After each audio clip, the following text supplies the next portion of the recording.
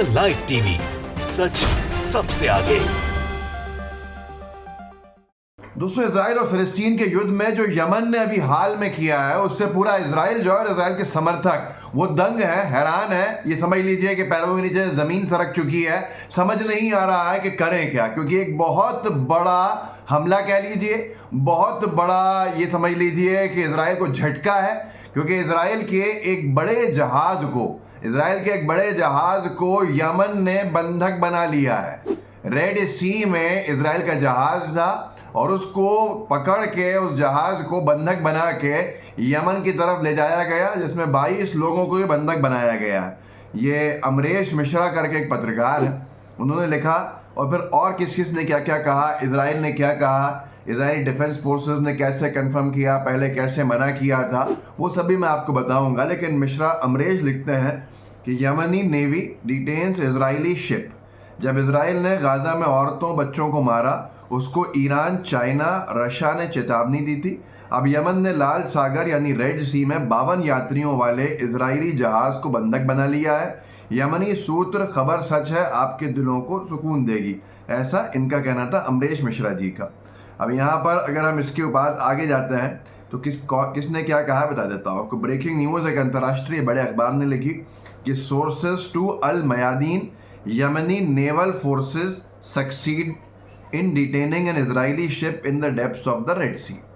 इन्होंने ये ब्रेक किया कि अल मयादीन के सोर्सेस से पता चला है कि यमनी नेवल फोर्सेस ने इजरायली जहाज को कामयाबी के साथ उनको सफलता मिली है बंधक बनाने के अंदर, रेड सी में गहराई में जाके। मिडल ईस्ट ऑब्जर्वर ने एक बयान जारी किया, बयान छापा है मोहम्मद अल बुखैती का, जिनका ये ऑपरेशन है। मिडल ईस्ट ऑब्जर्वर लिखता है, commenting on the hijacking of the Israeli ship को, जहाज को जो हाईजैक किया गया है उसके ऊपर बयान दिया है यमनी आर्म्ड फोर्सेस के लीडर ने, मोहम्मद अल बुखैती ने। और उनका क्या कहना है कि we do not fear the enemies response, हमें कोई डर नहीं लगता है दुश्मन के जवाबी कार्रवाई से, बल्कि हम तो ऊपर वाले से डरते हैं, खुदा से डरते हैं, उसकी जो सज़ा है उससे डरते हैं। अगर हम गाज़ा में नरसंहार के खिलाफ नहीं बोलेंगे और गाज़ा को समर्थन नहीं देंगे तो हम उस खुदा से डरते हैं जिसके सामने सबको हाजिर होना है, और ऐसा अन्याय अगर हमारे सामने हो रहा है तो हम उसके ऊपर आवाज़ उठाएंगे। हमें दुश्मन देश के जो जवाबी कार्रवाई है उससे कोई डर नहीं है। ये कहना किसका है? मोहम्मद अल बुखैती, यमनी आर्म्ड फोर्सेस के नेता हैं, जिन्होंने पूरे हाईजैकिंग, जो इजरायली जहाज़ को हाईजैक किया गया है उसके ऊपर अपना बयान जारी करके कहा है।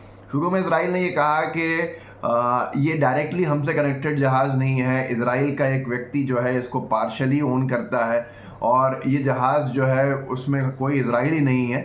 लेकिन फिर मिडल ईस्ट ऑब्जर्वर ने लिखा कि Tel Aviv is investing the Yemen is seizure of an Israeli cargo ship in the Red Sea। Israeli journalist जो हैं दोरन कदोश, उन्होंने कहा है कि और ज़्यादा डिटेल्स हैं हाईजैक शिप की। इजराइल का रिलेशनशिप जो है इससे समवॉट इनडायरेक्ट रहा है।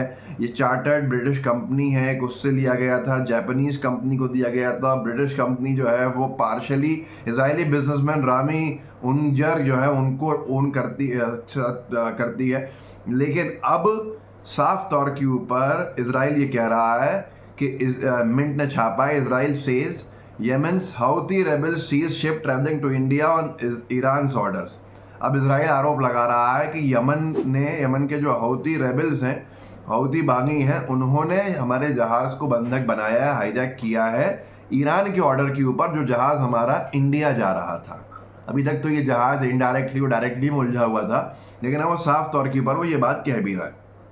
अब यहाँ पर अगर देखा जाए तो इजराइल का सीधा आरोप है कि जिस जहाज़ को बंधक बनाया गया है वो जहाज़ IDF ने भी कंफर्म किया।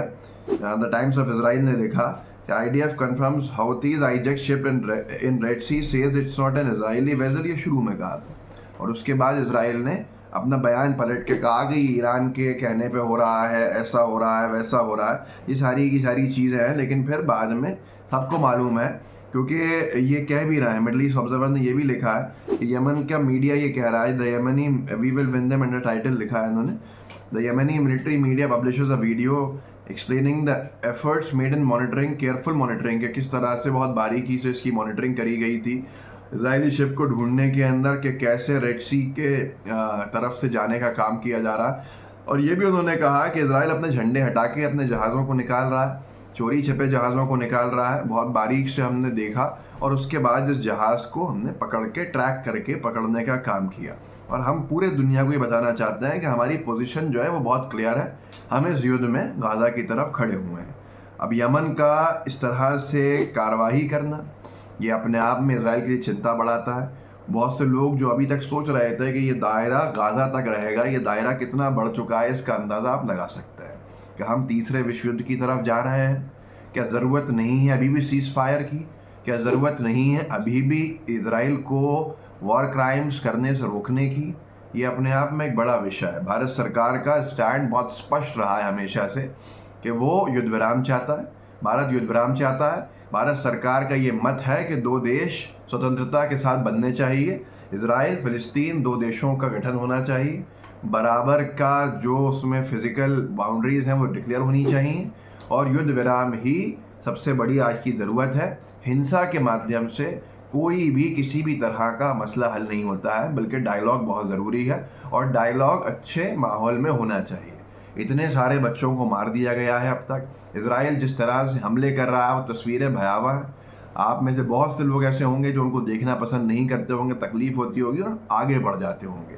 शेयर करना तो बहुत दूर की बात है, लेकिन मैं इसलिए कह रहा हूँ कि शेयर कीजिए, देखिए, ताकि दुनिया को पता चले इजरायली वॉर क्राइम्स क्या हैं, और जो लोग समर्थन में खड़े हैं इजराइल के, उनकी भी आंखें खुलें कि वो किस कृत्य का समर्थन कर रहे हैं। क्या बच्चों को मारना, जो लोग युद्ध में है नहीं, जो कसूर जिनका नहीं है, हमास के नाम पर उनको मारना, ऐसा बेरहमी के साथ बॉम्बार्डमेंट निरंतर करते रहना, एक बात को आड़ बना के कि हमास ने हम पे हमला किया, उस हमले की जवाबी कार्रवाई में हम 10 गुना ज़्यादा मार चुके हैं, और हमास की जगह पे हमास के नाम पर जो अस्पताल हैं उन पर हमला करना, जो रेफ्यूजी कैंप्स हैं उन पर हमला करना, 2-3 लोगों को मारने के चक्कर में 300-400 लोगों को मार देना, ये कहाँ से न्याय संगत है? ये आप खुद तय कीजिएगा। इस वीडियो को आगे बढ़ाइएगा, लोगों को आप जागरूक कर सकते हैं कीजिए। व्हाट्सएप ग्रुप्स होंगे उनमें शेयर कीजिएगा, जितने अपने साथियों तक पहुंचा सकते हैं मेरे कंटेंट को पहुंचाइएगा, ताकि जागरूकता बने रहे, लोग आगे जानते रहें कि आखिर हो क्या रहा है। ये डेवलपमेंट्स हैं, लेकिन इस यमनी हाउथी रेबल्स के इजरायली जहाज़ को हाईजैक करने से आप ये नहीं कह सकते कि इजराइल पे एक बहुत बड़ा युद्ध विराम के लिए प्रेशर बन गया। इजराइल निरंतर बच्चों को, बेकसूरों को मार रहा है हमास की आड़ में। उसको रोकने वाला अभी तक कोई आगे आके रोक नहीं रहा है। तो लाइव टीवी को सब्सक्राइब जरूर कीजिएगा और लोगों तक इस कंटेंट को पहुंचाइएगा। जय हिंद, जय भारत। द लाइव टीवी, सच सबसे आगे।